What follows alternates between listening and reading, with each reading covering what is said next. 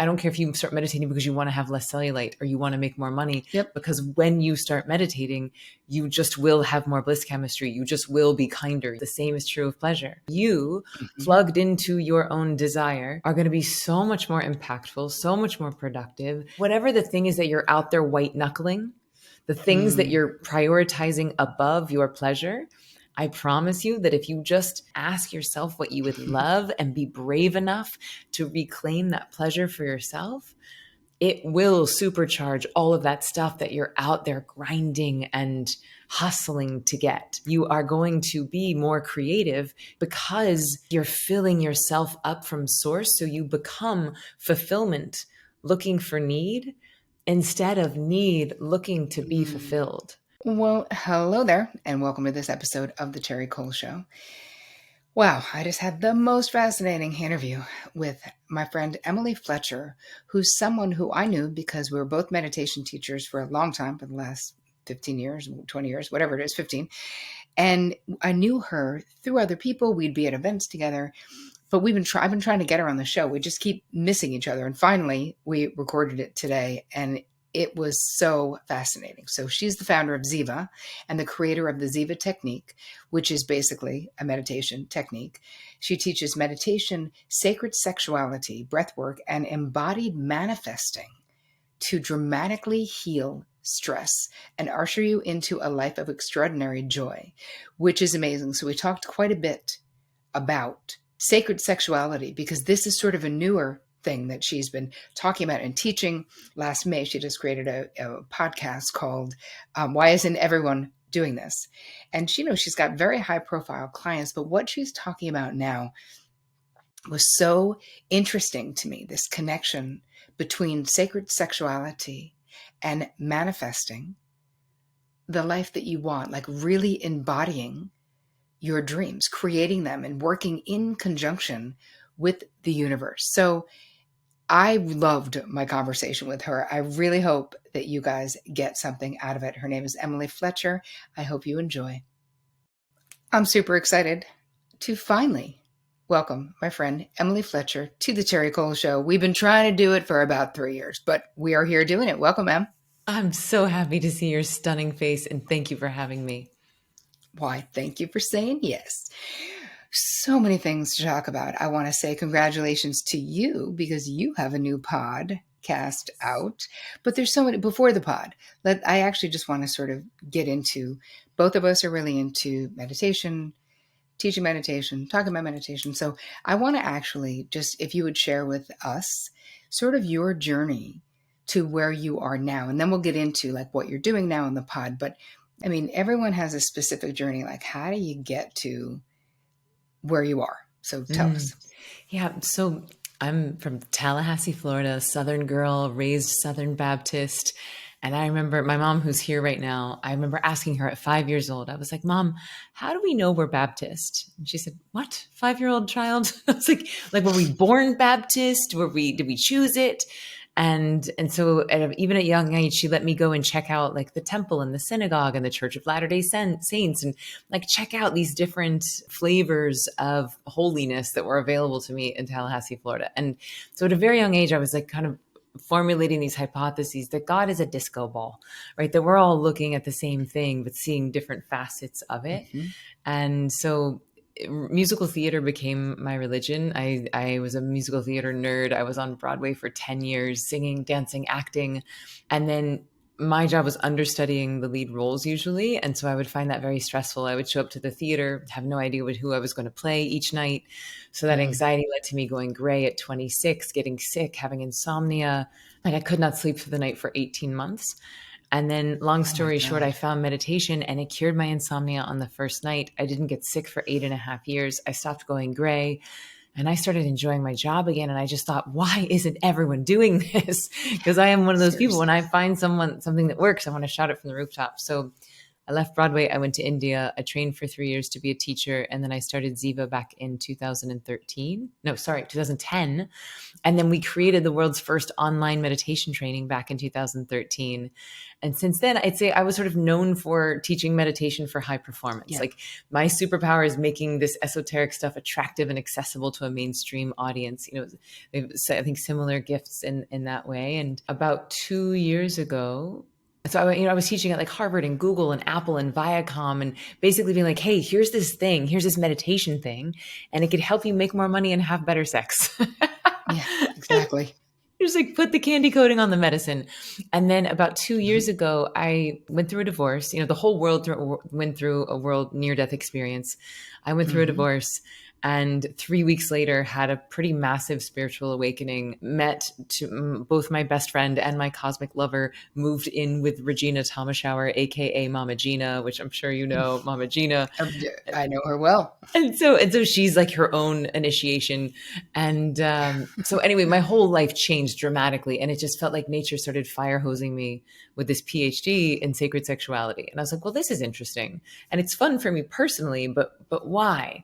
And so I was like, oh, it seems like nature's asking me to do for sacred sexuality what I did for meditation. And so that's what I've been really diving into over the past 3 years. And what's really lighting me up is basically this idea that we could use the most creative force on the planet, which is our sexual energy. And you could make a baby with it, or you could build a company with it, or you could write a book with it, but that we could use this to actually fuel our dreams, to become like both a generator for and a magnet to the things that we would love to create, both in our lives and for the species. So that's what I've been playing around with. And that's actually why I started the podcast, because I know that if you even mention the word sexual energy or sex, people have wildly different reactions to that. Yes. Some people light up, some people shut down, some people get curious, some people get triggered. And so I just knew that with a podcast, it's like you have more time, you can take baby steps, you can really walk through the steps of intimacy and go through the reclamation process and give people access to all these different modalities that have been so healing for me. So let's talk more about sacred sex and it being a reclamation process. Mm-hmm. So let's talk about your thoughts on where are we reclaiming it from? I mean, I fully agree, but I want to hear what you got to say about it.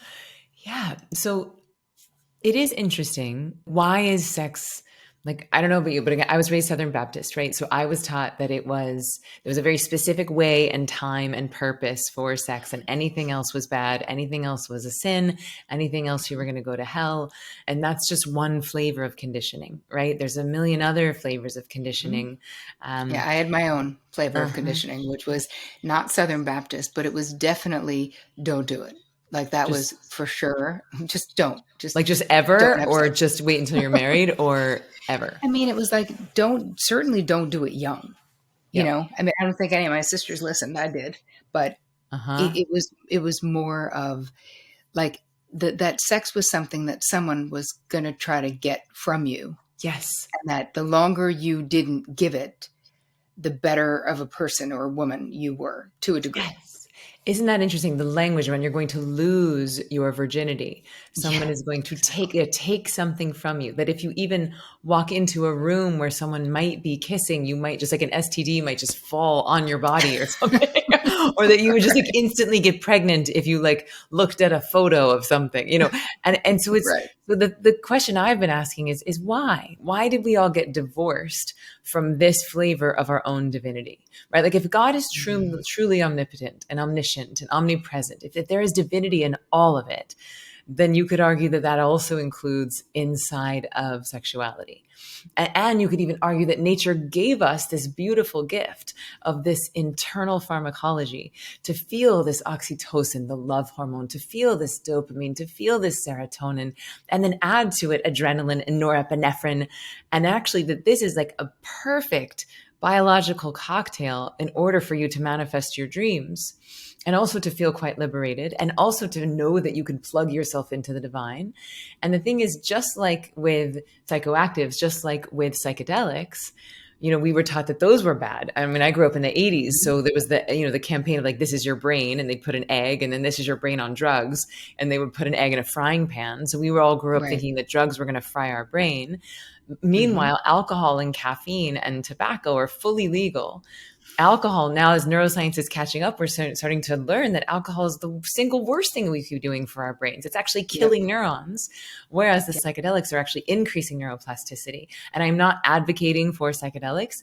I am just reporting the latest neuroscience. I'm not saying that it's for everyone, but it is Yep. interesting how we were trained and how we were conditioned. And if you look at both psychedelics and sacred sexuality, both of them have the power to really liberate you in very big ways, for you to reclaim your power and for you to remember that holiness, that divinity is right inside of you. And so I think that people that really know that in their cells are hard to control. People that know that Mm. in their cells are hard. They're not very like good employees. They're not like obedient wives. And Hmm. so it rocks the boat of the societal structures that we've been living in, of this sort of like a patriarchal, misogynistic, capitalistic Hmm. society. And when I say those things, I am not anti-man, I am not anti-money. So it's like we Yep. really want to be careful with our words, that when we talk about like dismantling patriarchy, it does not mean dismantling men. Patriarchy is not good for Right. anyone. When we Right. dismantle, white supremacy, it doesn't mean dismantling white people. It just means the Right. racism that's The inside of all of system. us. Exactly. Yeah, so it's like Yes. removing the poison, not damaging the person. And so Right. for the sacred sexuality, for me, the thing that has been really lighting me up is this idea that I'm this modality I'm calling pleasure prayer, where you're basically using your pleasure to pray. And if you Mm. ask, if you're in a room of 100 people and you say, hey, how do you feel in those few moments post climax? Hmm. Usually what I hear, because I do this a lot now, and people will say, open, blissful, connected, pure, clean. They don't Hmm. say shameful, dirty, wrong, sinful, burning in Right. hell. Like that's not how you feel post climax. Right. And Exactly. so I just love this idea of like teaching people that you could actually use this internal pharmacology, use your own pleasure to plug yourself into the divine. And then from that space, hold a vision, hold a feeling of a dream that you have for yourself. And what's even more exciting is a dream that you have for the species or the planet. And I believe that Mm. if we can get enough people in coherence with themselves and each other, holding a shared vision for the species and in these elevated ecstatic states of consciousness, that we may in fact really change the timeline. Wow. So, how have people responded, or what brought you to the whole sort of like ecstatic praying? Like, or is that what you called it, or is Yeah, that what I just pleasure called it? prayer, but yeah, that is also ecstatic praying as well. So people have responded surprisingly, amazingly. So my audience, who for 13 years, I've just been like, "Hey, you guys, meditation, better sleep, better performance. Your Right. brain's going to get better. You're going to make more money." So I've been really speaking to a pretty traditional, like mainstream middle American audience, and I was honestly prepared for a lot of blowback. I was prepared for a lot of resistance. And so I was sort of bracing myself for that. And I have to say, Terry, there has been like zero blowback, zero Wow. resistance. I've had one comment on one Facebook group of one man who said, "Hey, Emily, that email that you sent this week kind of felt like a private journal entry. I think I'd like a refund." And I was like, "Sir, here you go. Please Yeah. take your money back. And thank you for your Yep. kindness and thank you for sharing your feelings." But Yep. by and large, everyone else has been like, "Yes, go, go, go. We need this." And so it Right. feels like there's something in the air. It feels like we're on the precipice of this new, like a new sexual revolution. Hmm. And I feel really excited about that. And my prayer is that we don't just tell our kids like, "Hey, don't do this thing," without ever educating them on why it is so potent, why it is so profound, why it is so powerful. It's not like we want to be loosey goosey with it. It's not like we want to be flippant about it. It is Right. it is potent. It is powerful medicine. You wouldn't just take ayahuasca on a Tuesday in the afternoon with no Right. preparation or ceremony or guidance. So it Right. doesn't mean that we treat it with anything less than respect. But I think that if we Right. actually educate people on why it is so profound and powerful and teach them the beautiful light side of it, not just the dangers, not just the fear, then my anticipation is that if we want to really step up and solve these big challenges that we're facing as a species, we are in fact going to need the most creative force that nature has already given us in order to do that. So for someone listening who's like, wow, that sounds good. I'm interested in sacred sexuality. Where would someone begin? Well, I would say start with yourself. Before we want to incorporate a partner, because, we're all at, just anyone who starts a meditation practice, you might as well start on your own before you try and get your partner to meditate, right? Right, totally. Like, and then you can speak to the benefits yourself and you have the discipline yourself. And so really simply, eye gazing with yourself, like looking in a mirror and like, can you actually sit with yourself? Can you actually look inside of your own soul? Can you accept and love what is with yourself? Might be a bit more advanced, but taking time, like actually prioritizing and taking time and making a date with yourself. So maybe 30 minutes even, playing your favorite music, putting on your favorite clothes, having, something that feels nice to your body, maybe a bath or a feather or a tea or a candle, or really truly like getting into all five of your senses, Mm-hmm. because we spend so much of our time, just addicted to these screens in the past, in the future. Mm-hmm. And so anchoring in the here and now, not dissimilar to meditation, right? The ways that you would prepare for a mindfulness or breath work or meditation practice. And then, like, what I love about pleasure prayer and the way that I teach pleasure prayer is that, you would drop into a meditative space. So, get into coherence with yourself, like listening to that still small voice inside, and then asking a question like, what would I love? What's one thing that I would love? Mm-hmm. And it might be a raise, a boyfriend, a delicious cup of coffee, a rose garden, time to paint. Like, it doesn't matter how big or small the thing is. It just matters that the desire feels true and like yours. And then you want to drop into that five senses reality of that dream. And then from there, I recommend that people start a pleasure practice. And so whatever way you like to pleasure yourself, usually in the Mm-hmm. sacred sexuality communities, like anything that is like very, very fast, like a vibrator or porn or something, that's almost like eating candy. It's just like it can be nice for a moment, nice occasionally, but if Right. all you eat is candy, it starts to feel a little less than fulfilling. And so, Mm-hmm. just really taking your time and letting the pleasure be about presence and what is the sensation happening in the now. And then what I do, the way I teach it is that we just build and circulate that pleasure all around the hoo-ha, which the hoo-ha, Mm-hmm. it involves all genders, both the anatomy and the energy center. So we sort of Mm-hmm. swirl that energy around the hoo-ha, then up into the heart, and then all the way up into your head. And then at the moment of peak pleasure, if orgasm is available to you, great. Or if peak pleasure is available just at the moment where you're feeling the most amazing, then you would send Mm-hmm. all of that energy to the dream. It's almost like you're dedicating that pleasure to your prayer. And then you come back into that five senses reality, that snapshot of the dream. Mm-hmm. And this is a really important point, just like after a yoga class you would do shavasana, because that Mm-hmm. that substantiation, that integration really matters. So same Right. after the pleasure practice, you would just take a song or two, lie down and just see if this dream has anything to communicate to you. See if your soul has any next steps for you as you enjoy this beautiful in between state, this liminal space between the Mm-hmm. human and the divine, between the right brain and the left, between the present moment reality and this reality of the dream merging together. Wow. So beautiful. I love it.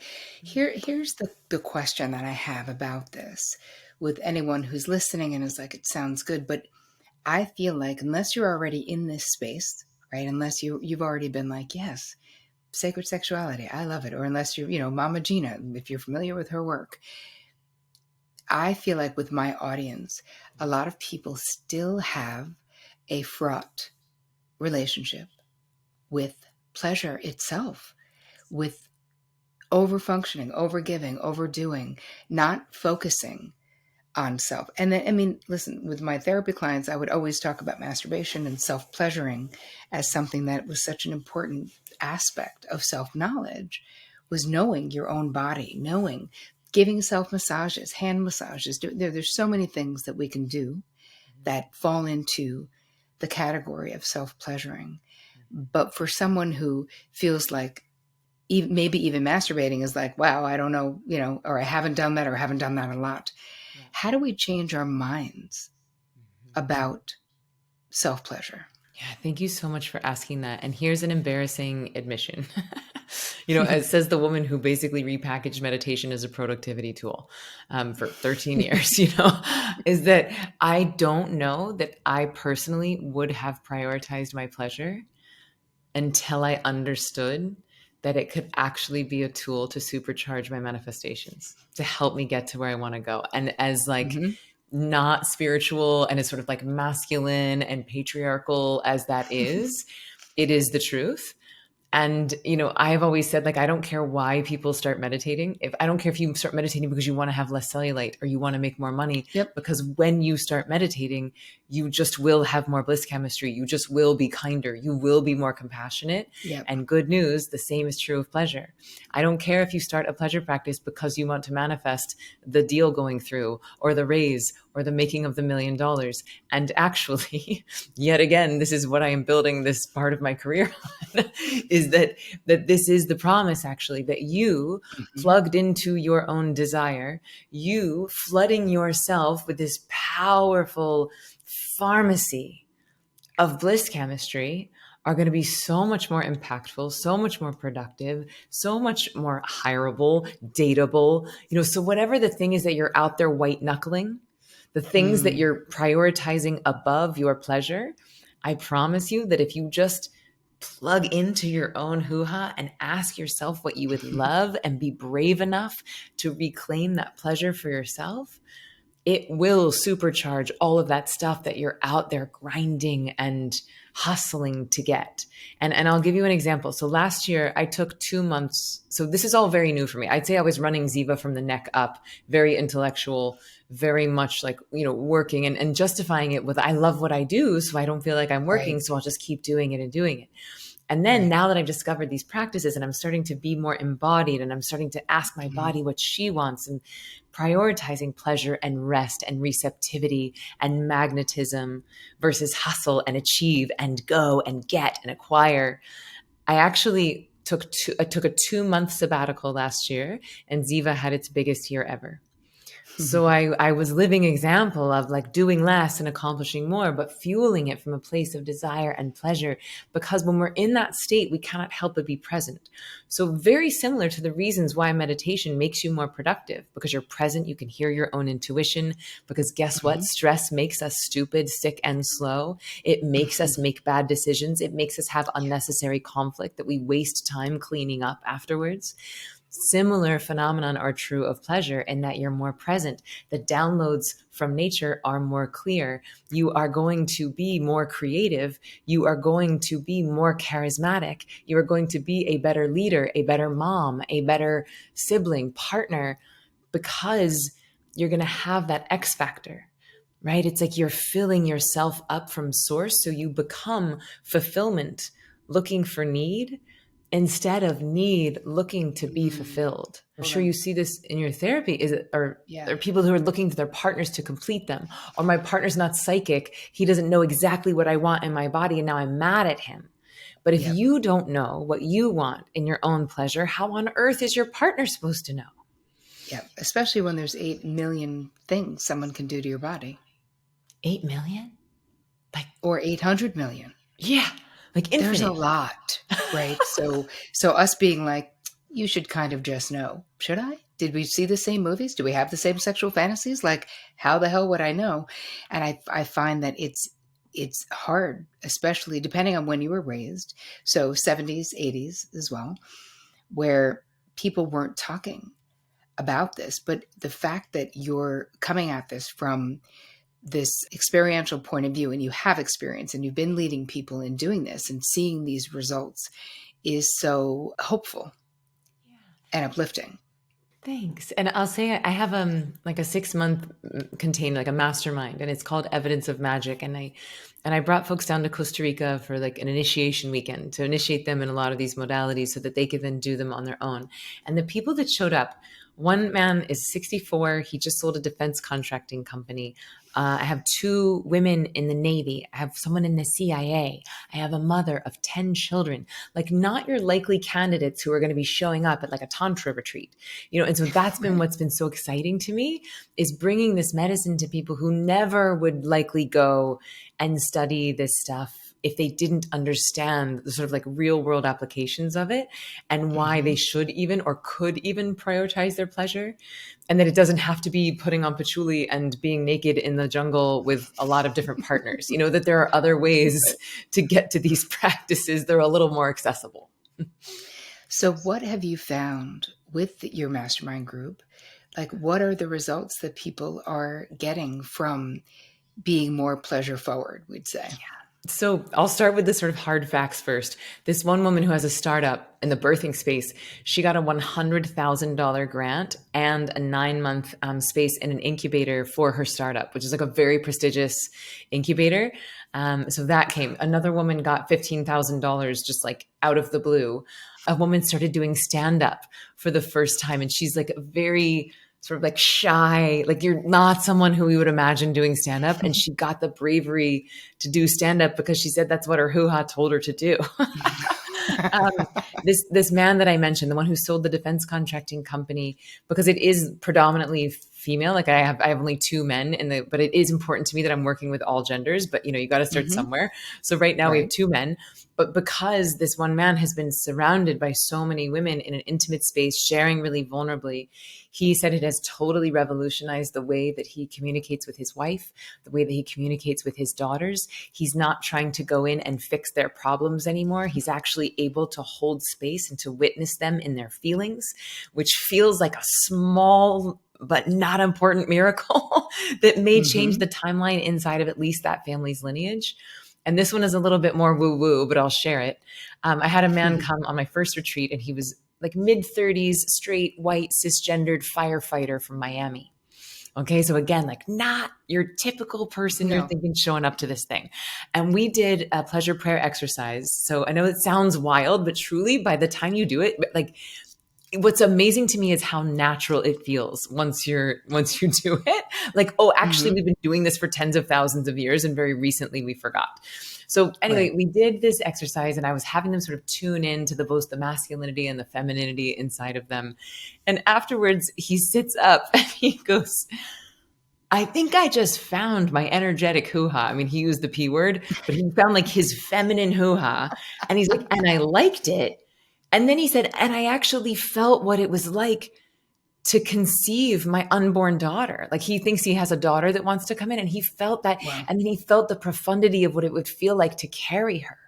And I said, ladies and gentlemen, this is what the crumbling of the patriarchy looks like. It is not going in with sledgehammers and breaking down anything. It is helping people to remember the profundity and the beauty of the femininity that is alive inside of all of us, of all genders, Right. that receptivity, that creation, that magnetism that is alive inside of all of us. And how liberating and probably surprising it was for a Miami firefighter to have that experience. Like, liberating. Like, what? When would he ever be in that position? But the vulnerability, clearly you're creating a safe space for this. And hopefully now you're talking about this also. Let's talk about your podcast, because I Yes. think that people are going to want to tune in and learn more. So tell us a little bit about your pod. Yeah. So if you remember, even when I was telling my story about meditation, when I found this thing that truly on the first day of my first class cured my insomnia, I didn't get sick for 8.5 years. I stopped going gray. Like I couldn't help but shout, like, why isn't everyone doing this? And now I'm having that thought again of like, now that I've been so fortunate to have been gifted these beautiful experiences, to be reminded of how sacred sexuality can be, I am again shouting, like, why isn't everyone doing this? And so that is the name of the show. Why isn't everyone doing this? And it's an opportunity for me to share my experiences, but also to bring on geniuses like yourself and Aubrey Marcus and Layla Martin and Regina Thomashauer and these people who have dedicated their lives to different healing modalities, and ask them the question like, hey, when in your life did you have the moment where you found something so good, so transformational that you asked yourself that question? And then they get to share about these modalities. And so we've been covering everything from psychedelics to BDSM to Tantra to sound healing. So it's some kind of fringe and then some things that are becoming quite mainstream. And then because I think my superpower is, taking these esoteric concepts, and for whatever reason, my transmission seems to create curiosity and openness around it instead of threatening, a threat or trigger. And so I'm just trying to use my superpower to wrap these modalities in safety, not to advocate necessarily for any of them, but just so that people can make informed decisions about what is available as maybe another option to numbing or hiding or shutting down or closing off, which is, the trend that we see when people are very stressed, when people are very isolated, when people are medicated, over medicated, or improperly medicated. We see this shrinking, we see this isolation, we see this like fast track to the grave, honestly. And what I've found with most of these modalities is that you open, you soften, you feel more alive, you get more life force. And my hypothesis is then extend your life. Right. And also extend that energy out. It's like the opening, but it requires like lack of judgment. There's a part of what you're talking about. And, it's interesting. I was thinking before when you were talking about making this accessible, and you were kind of making fun of yourself a little bit, saying that, you basically packaged meditation as like a productivity tool. But here's the thing. What I think is really beautiful about what you've been able to do, Em, is it's really about accessibility. And if the package that you come in the world invites people, makes people feel like, hey, this is cool. This could be a safe space. This is something that I can identify with this person. She seems friggin' normal. So perhaps I can learn something like without feeling threatened. And I think that there's something really powerful about being grounded in yourself and how you come across, because you do create this portal for others to walk through into other experiences that they would not have done in their lives if you hadn't been the hostess of that experience. So I really feel like that is a superpower. There's other ones, but your accessibility and your open heart and your trustworthiness that comes across in the work that you do, and your normalness. I mean, you're extraordinary, but there's also like a regular grounded normalness that makes you be like, kind of what you see is what you get with this one. Like she's telling you how it is and what her experience was. So I really appreciate that about you and about your teachings, because it's not just the guy who owns the defense company and the fireman in Miami. Everyone from every walk of life could use more emphasis on pleasure, but now you're giving us a reason to do it, that our egos and our fear mind will allow us to do it if we're going to be more productive, if we're going to manifest better, if we're going to create more money for our families. That's a different door to walk through. And like you said, and I feel the same way about getting people into therapy or meditating. I don't give a crap what gets you there. I don't care what invitation gets you there, because I know what's going to happen when you get there. Yes. And that's the important thing, Yes. I just want to say thank you for that reflection and that mirror. It really means a lot. I take that as very high praise coming from you. And it's just nice to be validated from someone who I respect so much. So thank you. Received. Why, sure. You're welcome. All right. I have a question for you. Great. I ask most people, personally, what has been your most challenging boundary struggle, and how did you overcome it if you have? Wow. What has been my most challenging boundary struggle? I mean, boundaries are not my superpower. I am definitely a recovering codependent. I am a recovering people pleaser. My dad was alcoholic, bipolar, and it gave me real superpowers of it's why I'm such a good speaker. I can anticipate what people need to hear and how they're going to receive it. It's part of why I am same. Yeah. And so it's what I'm celebrating the light and the dark of it. Like the light, I have built a career, been able to help tens of thousands of people because of it. Mm-hmm. And the dark side is that it is hard for me sometimes to know my own desires. And it is hard for me sometimes to set my own boundaries. And actually, this is an interesting advocacy for the sacred sexuality work because, getting into this world to some degree, probably one of the weirder things that I've done is be involved in like play experiences where there's like a group of people who trust each other and know each other, but there is like pleasure is at the forefront of a gathering. And so Mm-hmm. in those gatherings, it's really imperative that you're crystal clear on what your desire is, and especially if you're partnered, right? Because then you're navigating two people's desires and two people's boundaries and two people's triggers. And so it's been like a PhD in me having to listen to, well, what actually do I want? Like for myself, for Mm-hmm. my own safety, for my own protection, but also for my partner, right? Of like, because if I don't name the thing that I want, then Yep. he is running a million different scenarios. Well, I have to Sure. get to compersion with, well, anything could happen. And that's too much to hold. And Right. so that has been a real PhD for me. And actually it's the naming of the desire, which Yeah. interestingly is almost like the opposite of a boundary. Um, No, I it's am. not though. Actually, honestly, I don't think it is. The way that I teach boundaries is that it's you knowing your preferences, your limits, your desires, and your deal breakers, and then Uh-huh. effectively communicating them. So I actually think, according to the way that I teach it, it's right on the nose. Okay. Naming and asserting your desire very clearly and specifically is having a good boundary. Great. Thank you for that affirmation. So then, yeah, for me, that's been a real masterclass in that. And interestingly, has translated into how I run my business. It's translated because again, like I'm the boss, right? Like I'm the CEO. I have 10 employees.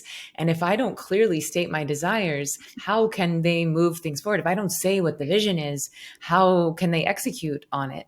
And so it's really been very very good for me, and also just as a practice, I believe that our desires are divinely inspired, right? That nature actually Mm, gave us these desires because that's how she wants to use us to go and deliver our fulfillment to the world.